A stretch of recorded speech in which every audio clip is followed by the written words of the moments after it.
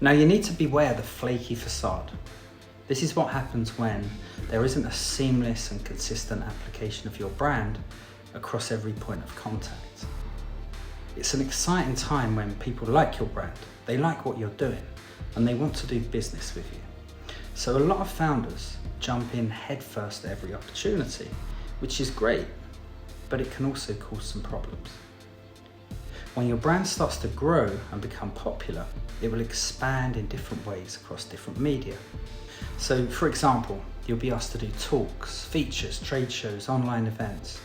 You'll expand into different regions and markets, categories even. You'll be offered co-branding and partnership opportunities as well.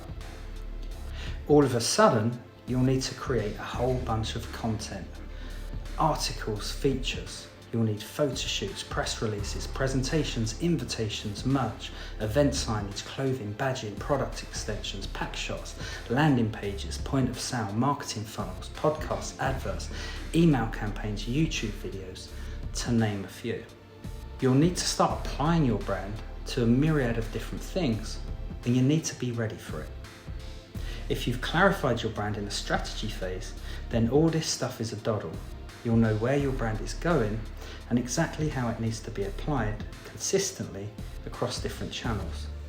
If you haven't, then things are about to get very stressful and very costly. What tends to happen is you'll be inundated and overwhelmed. You won't have the time or capacity to do it yourself, so you'll have no choice but to let others loose on your brand. Now these others will be well-meaning individuals. They could be helpful members of your team, a designer, or a design or marketing agency, or they could be freelancers. The thing is, they won't know the direction of your brand. They won't know the roadmap, the rules, the limitations, or the aspirations. They won't know how to get the best out of what you've created. They won't be able to think in terms of the big story of your brand or the lasting legacy that you want to leave. They just won't get it, and it's not their fault. Customers relate to brands in a similar way they do people or groups that they've established an emotional connection with.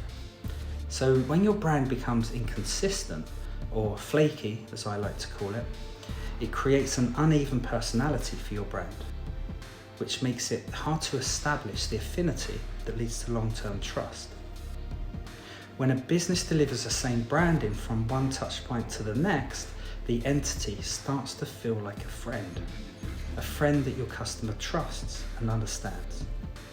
On the other hand, when your facade is flaky and your logo, color scheme, voice and typography differ across all these different platforms, your brand pulls in different directions.